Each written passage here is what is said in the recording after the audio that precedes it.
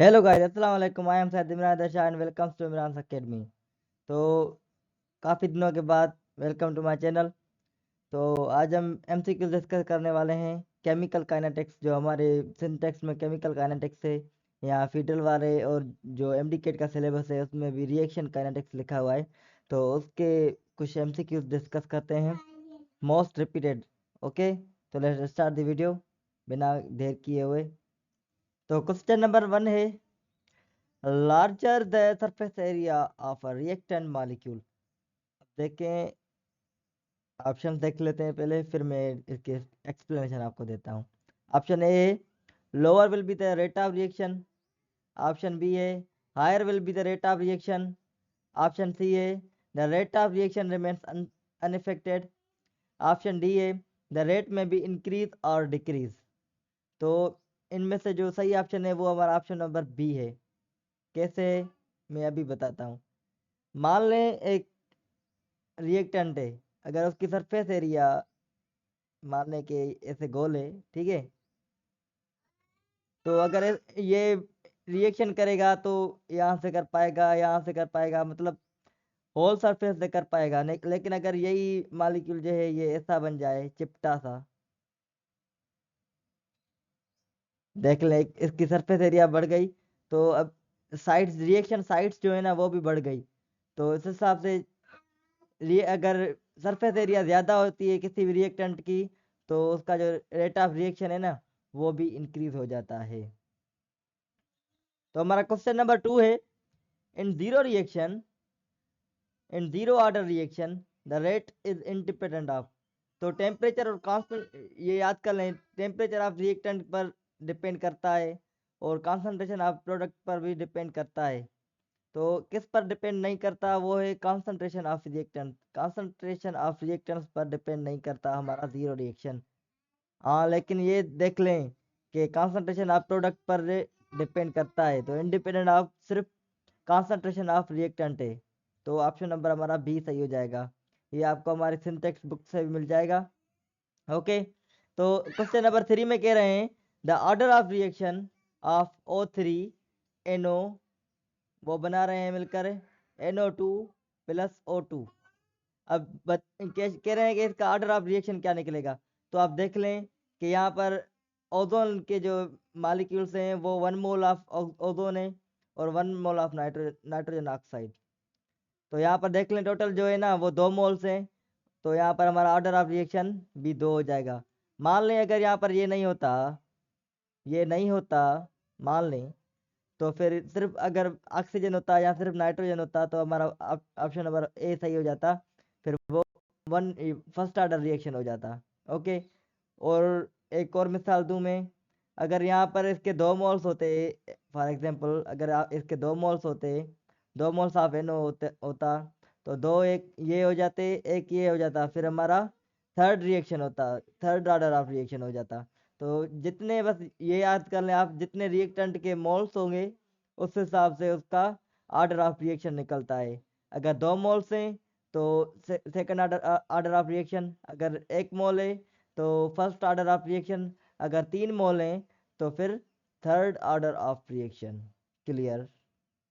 Okay, तो हमारा question number 4 है, आई आई सॉरी।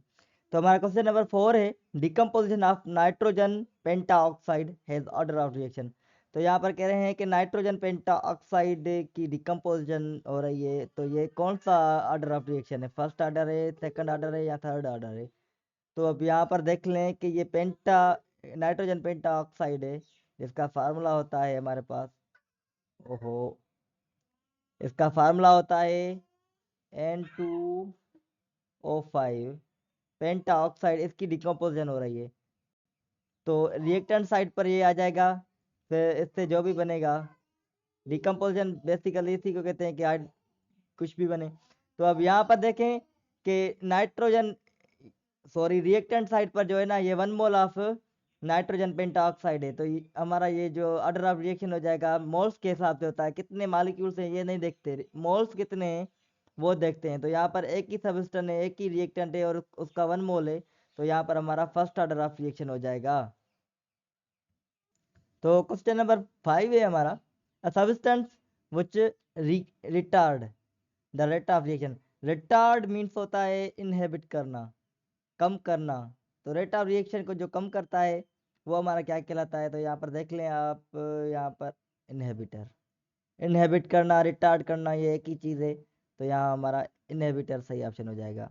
ओके, तो क्वेश्चन नंबर 6 है, the minimum amount of energy required for effective collisions is called.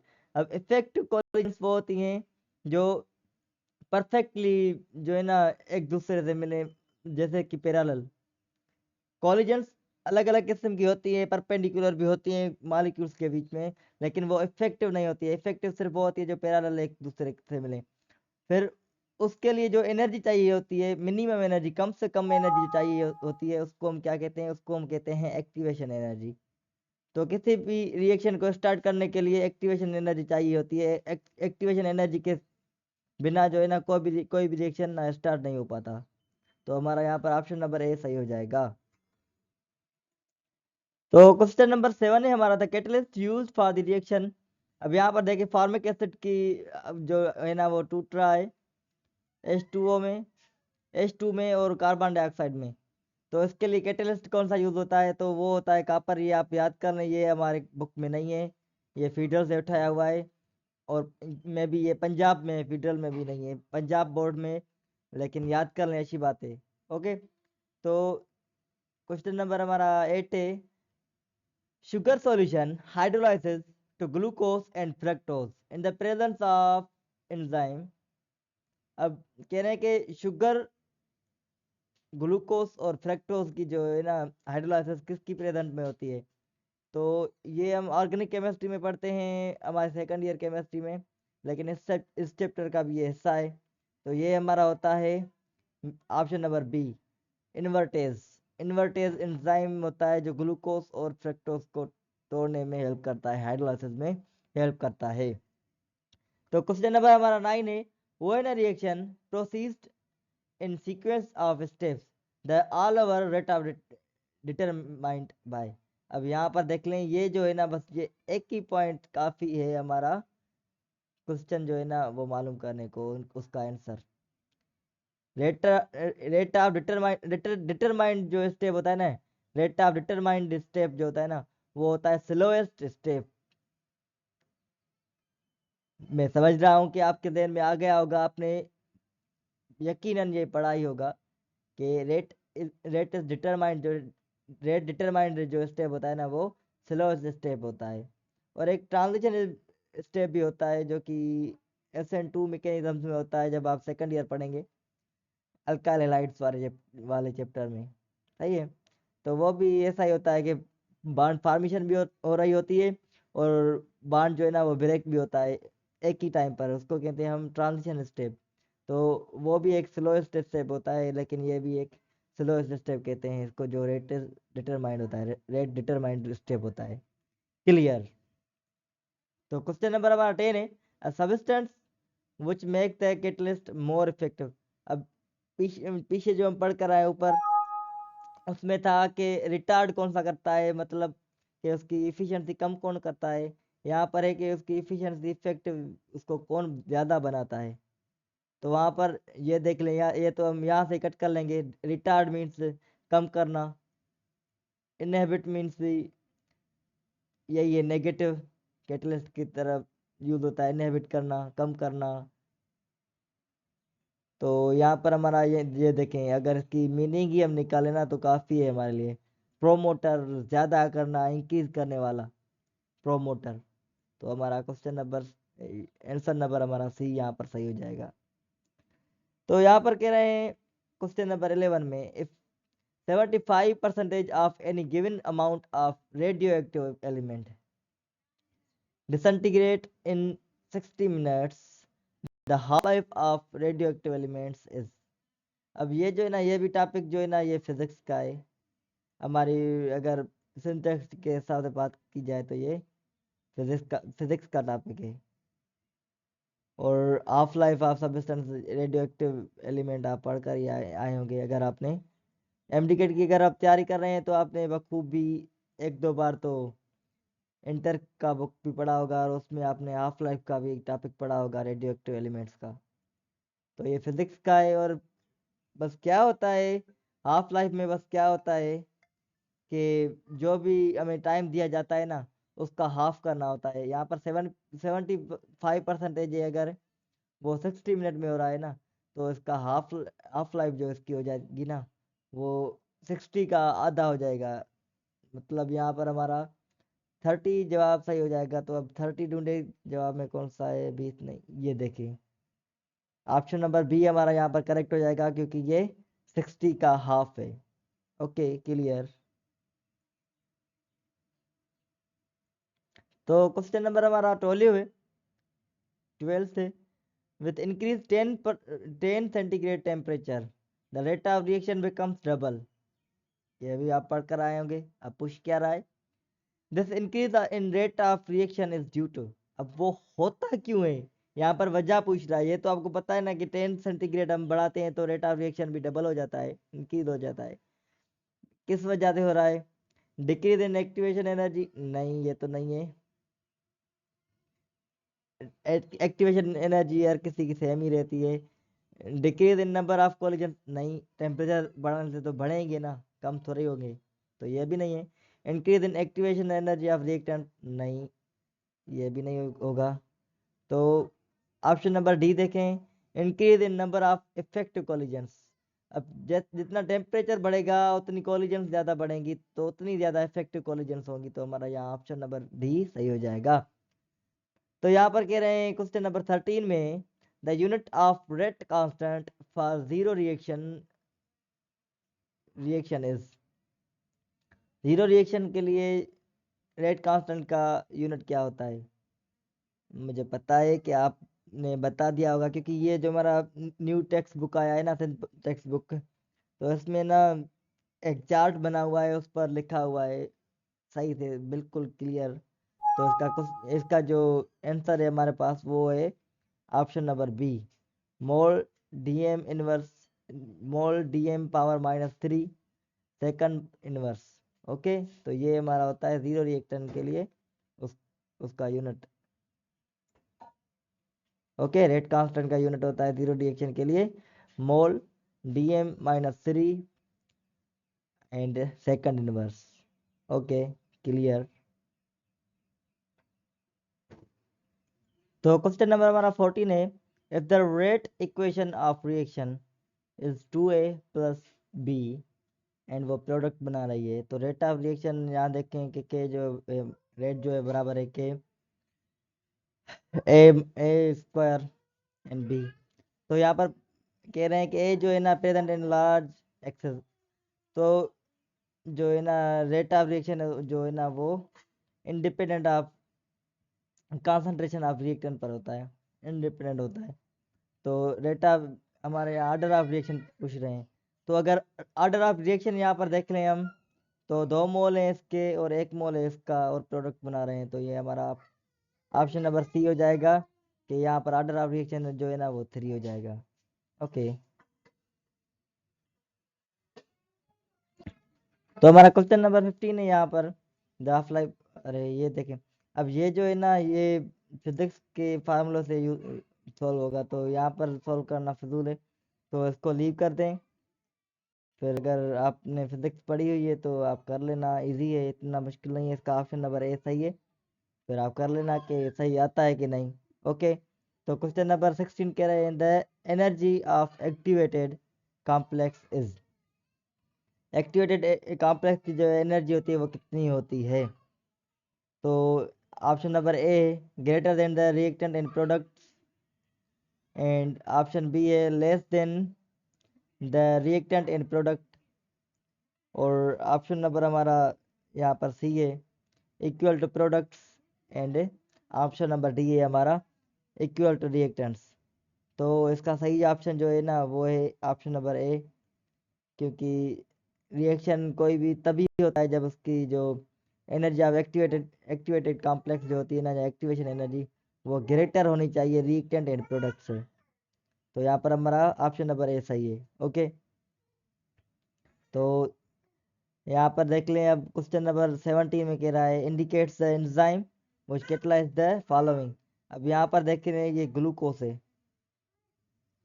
वो टू ट्राई, और यहाँ पर देखें कि इथेनॉल बन रहा है, ओके, और कार्बन डाइऑक्साइड। तो कह रहे हैं कि यहाँ पर कौन सा एंजाइम जो है ना वो यूज़ होगा। तो ये भी आप पढ़ेंगे इंशाल्लाह ऑर्गेनिक केमिस्ट्री में। तो इट्स जाइमेज वहाँ पर लिखा हुआ होगा। तो इंशाल्लाह आप आगे चलकर ये भी पढ़ेंगे, अगर याद करते हैं तो अच्छी बात है, लेकिन ये हमारे किताब में नहीं है आई थिंक। अगर है तो आपने पढ़ा ही होगा, जाहिर सी बात है।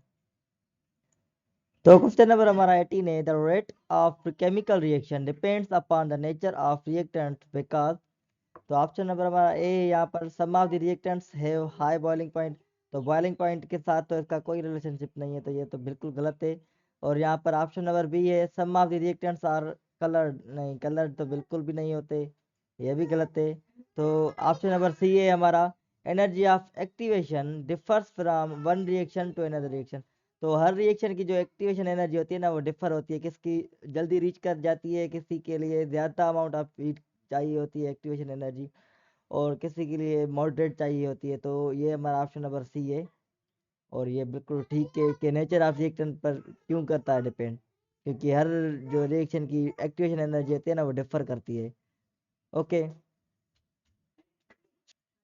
तो क्वेश्चन नंबर हमारा 19 है, which are the following is an example of homogeneous catalyst. तो यहाँ पर होमोजेनस कैटलिस्ट का एग्जांपल कौन सा है। तो ऑप्शन नंबर ए है हमारा, formation of ghee from oil.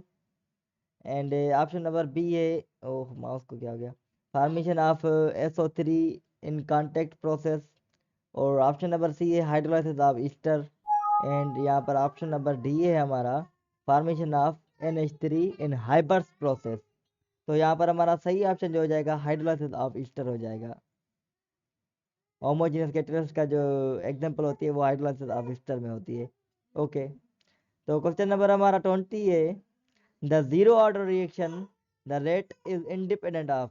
तो जीरो ऑर्डर रिएक्शन में रेट रेट ऑफ रिएक्शन जो है ना उस पर रेट जो है ना वो इंडिपेंडेंट किसके होता है। तो ये शायद हम ऊपर भी कर आए हैं, कॉन्सेंट्रेशन ऑफ रिएक्टेंट्स। अच्छा, वहाँ पर थोड़ा अलग था कि किस पर करता है। अच्छा, इंडिपेंडेंट है यहाँ पर इंडिपेंडेंट। तो कॉन्सेंट्रेशन ऑफ रिएक्टेंट्स के जो है ना ये इंडिपेंडेंट होता है, ये शायद हम ऊपर भी कर आए हैं, तो इसका ऑप्शन नंबर सी हो जाएगा।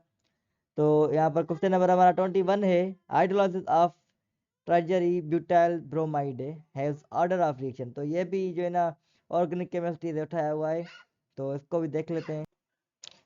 तो hydrolysis of tertiary butyl bromide जो है ना ये होता है हमारा pseudo first order reaction, pseudo first order reaction.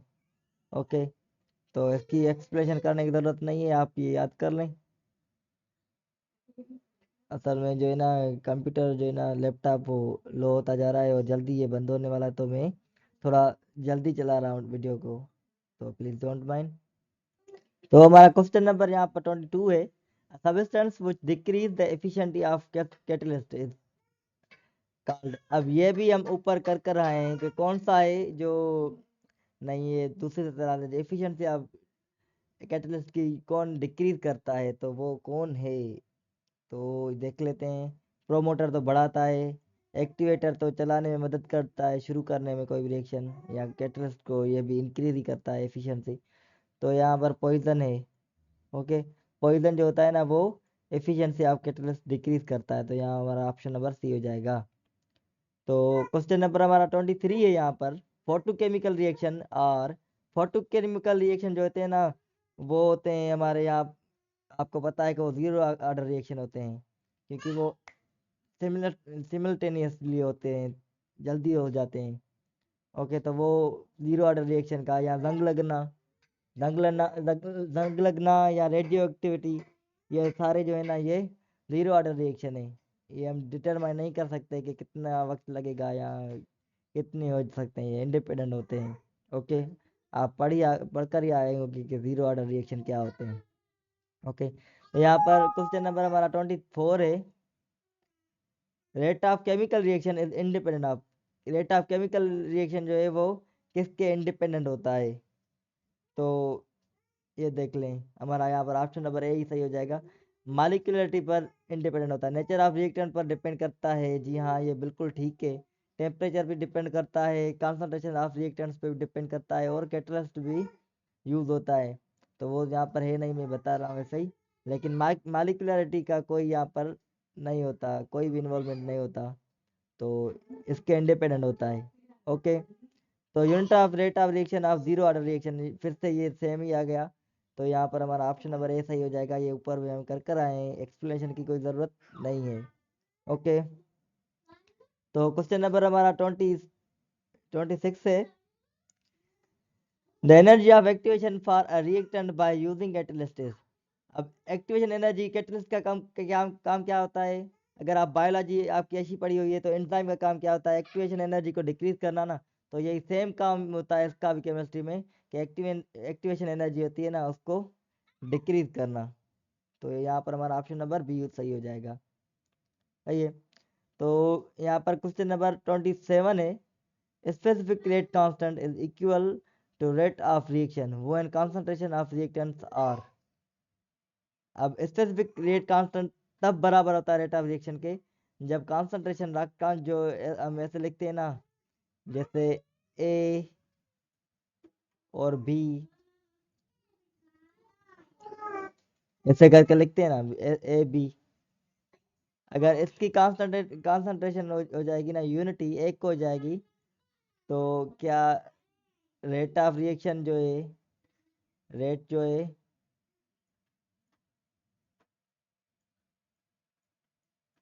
वो वो क्या बराबर नहीं हो जाएगा रेट कांस्टेंट के को ही कहते हैं ना हम रेट कांस्टेंट।